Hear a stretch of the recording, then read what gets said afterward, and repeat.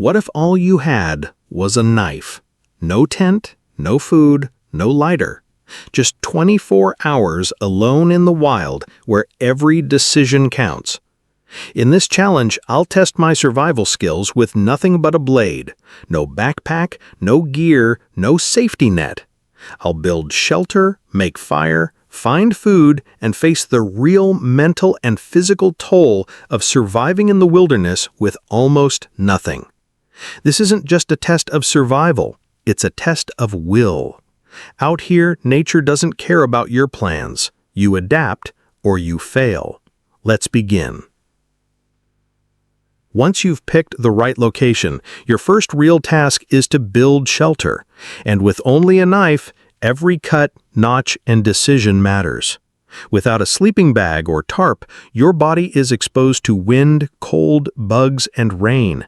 That makes shelter priority number one even before fire. You're not trying to build comfort, you're trying to survive.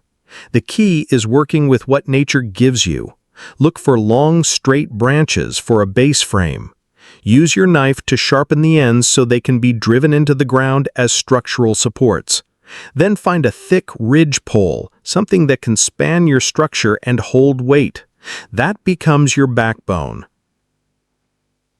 With no cordage, you can split small vines, bark strips, or even roots to lash pieces together. Don't aim for perfection, just stability. Use a lean-to design, one slanted roof against a base frame. Then stack overlapping branches, leaves, ferns, or bark in layers to create a thatch that sheds rain. Even wet materials help insulate when layered thick enough. Don't forget the ground. Being wet or cold from below can be more dangerous than rain above. Gather dry leaves, pine needles, or even stacked bark to create a thick bedding layer. It keeps your body off the cold ground and helps retain body heat. Your knife becomes more than a tool. It's your saw, axe, shovel, and chisel. Use batoning techniques, striking the back of the blade with wood to split thick branches if needed. Take breaks and pace yourself. Cutting drains energy fast. A poorly built shelter won't protect you, and rebuilding later will only waste time and calories.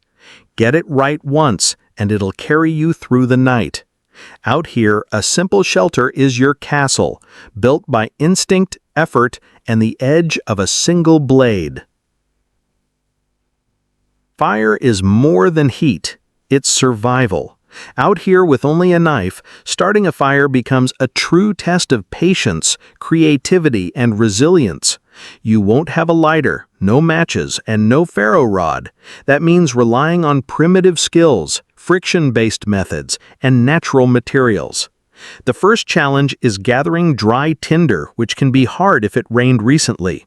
Look under bark, inside dead logs, or up in dense trees where moisture hasn't soaked everything. Feather sticks, thin wood curls shaved with your knife, can catch a spark easily. Even inner bark from cedar or birch trees works well when shredded into fine fibers. Once your tinder is ready, build a fire lay. Use a base layer of dry bark or wood to keep your fire off the damp ground. Then stack pencil-thin sticks, gradually layering thicker pieces in a teepee or log cabin shape. Friction fire methods like the bow drill or hand drill are difficult but not impossible. Use your knife to shape the spindle, hearthboard, and socket. You'll need strong arms, patience, and good form, but once you see that tiny ember, protect it like your life depends on it, because it does. If friction fire fails, you can use natural accelerants.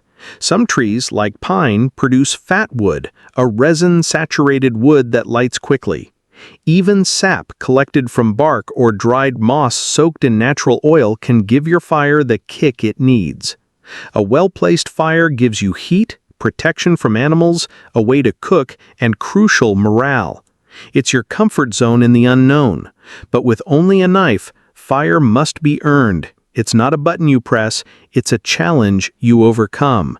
And when it finally sparks to life, It feels like you've conquered the forest itself.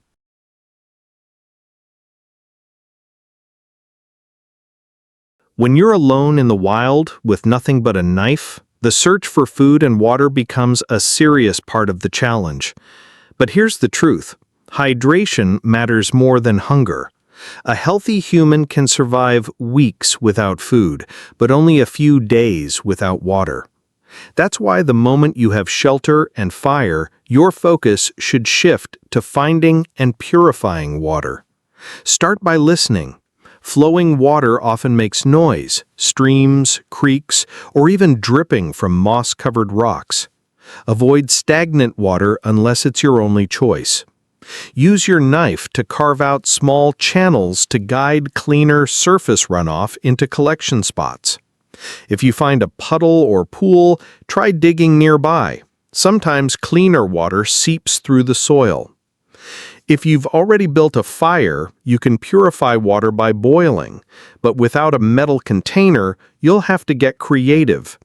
Burn out a bowl-shaped depression in hard wood, or find large green bamboo pieces if available. Fill with water and drop in hot rocks from the fire to bring it to a boil. This is slow, but life-saving. As for food, set your expectations low.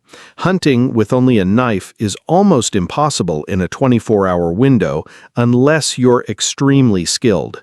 Instead, focus on foraging. Look for edible greens like dandelion, plantain, or chickweed. Some roots can be dug up with the knife. Insects like ants or grasshoppers are packed with protein and easier to catch. Strip bark for grubs if needed. The key here is energy balance. Don't burn more calories hunting than you'll gain eating. Use your knife to cut, carve, and pry what you can, but always prioritize water. Out here, every sip counts, and a single mistake, like drinking unboiled water, can end your challenge early. Stay sharp, stay focused, and keep moving wisely.